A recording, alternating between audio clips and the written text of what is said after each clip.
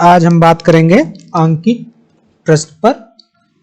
जैसा कि आपके स्क्रीन पर दिखाई दे रहा होगा, एक प्रॉब्लम दिया गया है कि एक प्रगामी तरंग का समीकरण नीचे दिया गया है y equal to 0.07 sine 6.28 into 167 t minus 3.14 x। आपका x जहां पे x व y दूरियां मीटर में तथा समय t दिया गया है सेकंड में। तरंग का आयाम, तरंग दैर्घ्य तथा आवृत्ति की गणना कीजिए। ठीक है, तो सबसे पहले प्रॉब्लम को बहुत केयरफुली हमें पढ़ना चाहिए, जिससे हमें यह पता चल सके कि हमें दिया क्या गया है और निकालने के लिए क्या बोला गया है। तो एक समीकरण दे दिया गया, उस समीकरण से हमें प्राप्त करना है तरंग का आयाम, तरंग दैर्घ्य तथा आवृत्ति। ठीक है, तो सबसे पहले हम क्या करेंगे कि जो हमारे पास पुराना फार्मूला था प्रगामी तरंग का समीकरण वाला फार्मूला, उसको सबसे पहले हम लिख लेते हैं। फार्मूला क्या था हमारे पास, उसको लिखते हैं। क्या हो जाएगा formula, y equal to a sine 2 pi by lambda into small v t minus x। ये हमारा फार्मूला है। अब इस फार्मूले को लेकर के और इस फार्मूले में इस समीकरण को देखते हैं तो कुछ बातों को हमें कॉमन नजर आती हैं कि हमें इसके रूप में लाने के लिए क्या करना होगा। ठीक है, तो सबसे पहले समीकरण भी लिख लेते हैं। इसी के नीचे क्या है हमारे पास समीकरण, y equal to 0.07 sine 6.28 167 small t minus 3.14 x का टर्म हो गया। ठीक है, अब हमने इस वैल्यू को लिया लिख।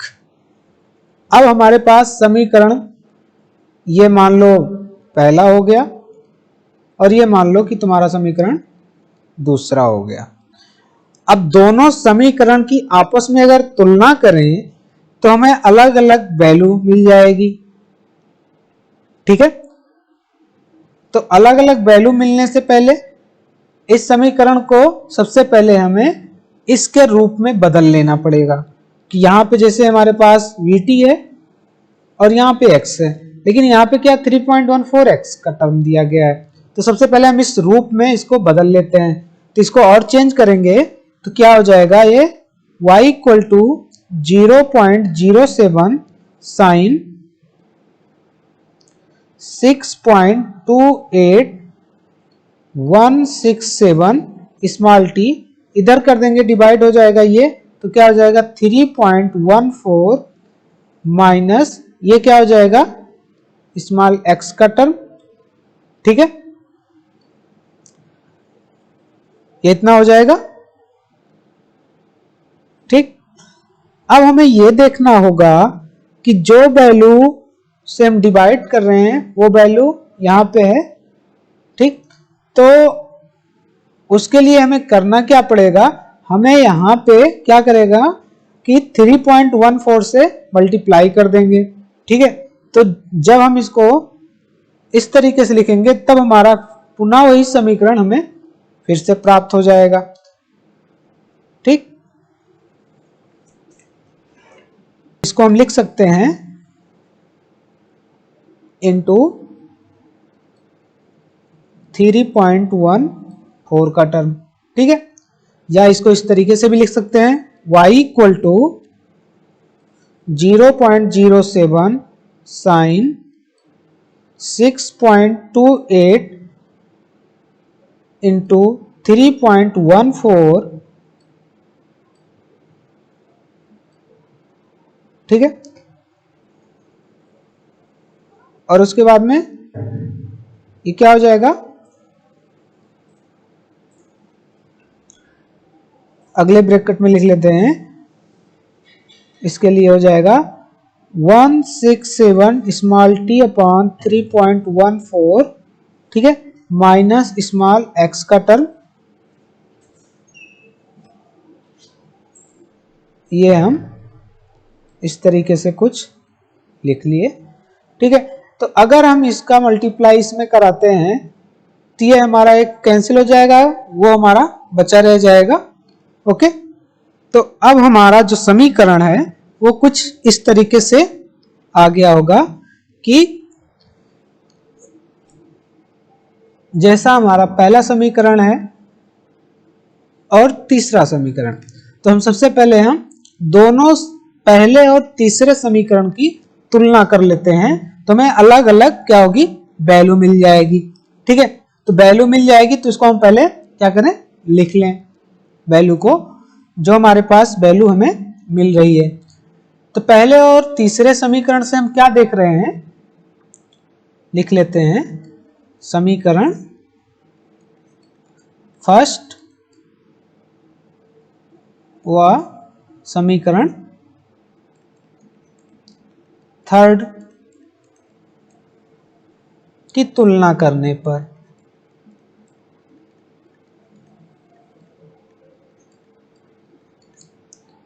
ठीक है।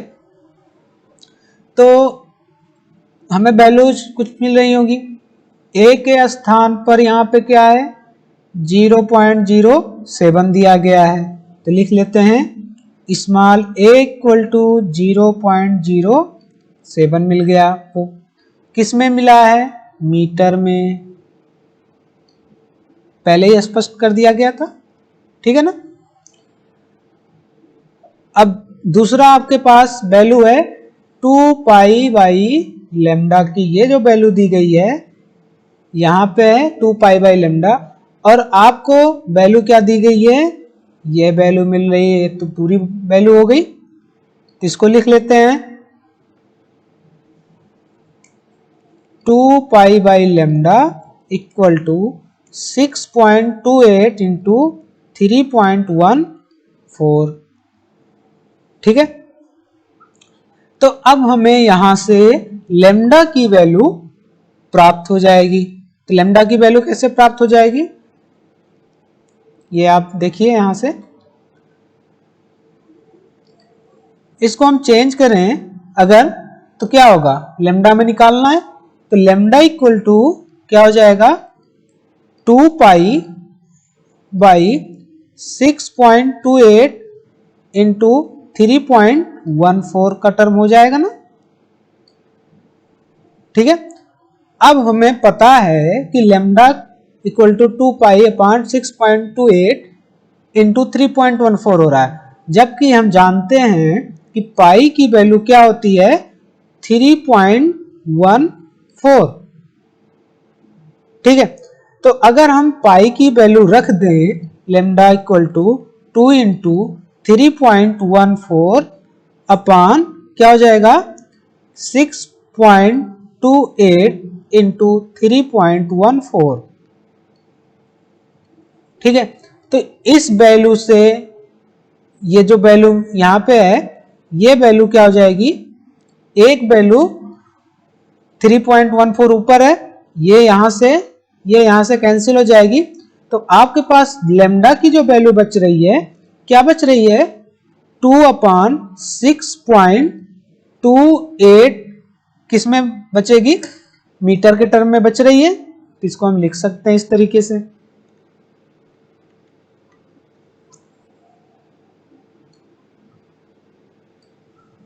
ठीक है।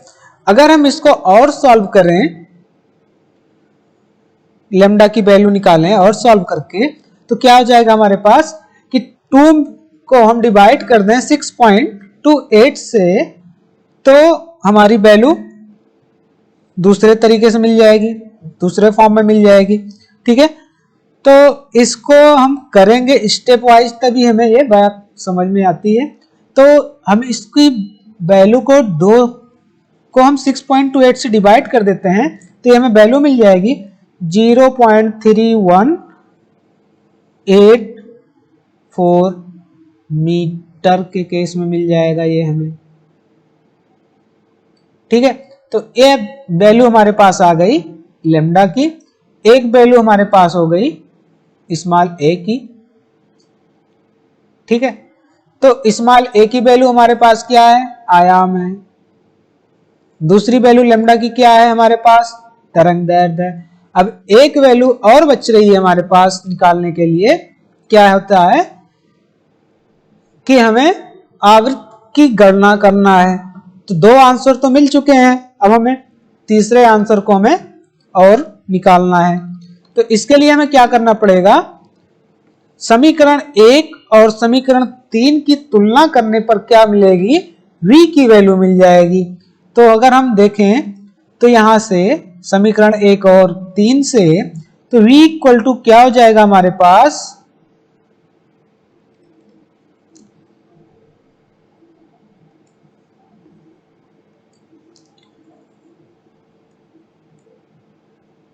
vt होता है।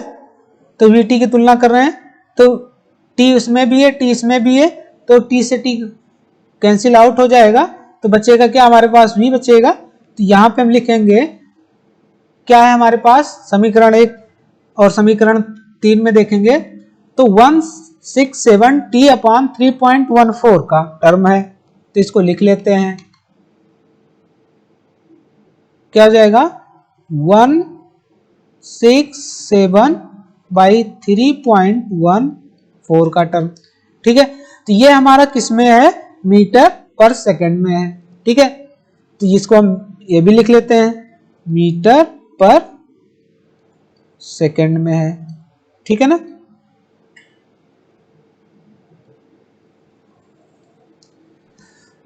तो अब हमें v की वैल्यू मिल गई है और हमें जब गणना करना होता है आवृत्ति निकालने के लिए तो n equal to v by lambda होता है, आवृत्ति का फार्मूला होता है ये। तो पहले हम फार्मूले को लिख लेते हैं कि फार्मूला हमारे पास है क्या। तो आवृत्ति निकालने के लिए क्या हो जाएगी, फार्मूले का लिखेंगे पहले, जिसे हम बोलते हैं फ्रीक्वेंसी। और फ्रीक्वेंसी को मेजर किस में किया जाता है, हर्ट्ज में मेजर किया जाता है। तो फ्रीक्वेंसी निकालने का फार्मूला क्या होता है, n equal to v by lambda का फार्मूला होता है। तो हमें मिला क्या क्या है, यहां से समीकरण कंपेयर करने पर क्या मिला, v की वैल्यू मिल गई, यहां पे निकाल लिए लेमडा की वैल्यू मिल गई। अब हम इस समीकरण में, इस फार्मूले में इस वैल्यू को क्या करेंगे, रख देंगे। तो क्या हो जाएगा, n इक्वल टू कितना है v की वैल्यू आपके पास 167 अपॉन 3.14, ठीक है, बाई लेमडा कितना है आपके पास 0.3184 इस टर्म में है। या आप लेमडे की वैल्यू को दूसरे टर्म में भी लिख सकते हैं, इस तरीके से भी लिखा जा सकता है।